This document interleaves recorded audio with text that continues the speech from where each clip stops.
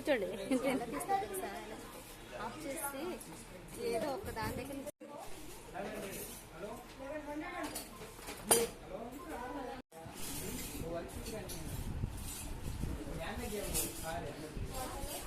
నిప్పులు వేయాలి, ఇందులో బొగ్గులు వేయాలి, కిందన మంట పెట్టాలి, ఒకటి 2 కర్రలు, ఇందులో నిప్పులు వేయాలి.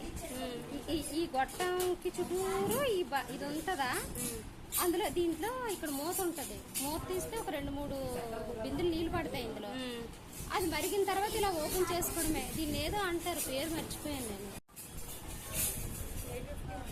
నేనైతే అంతా.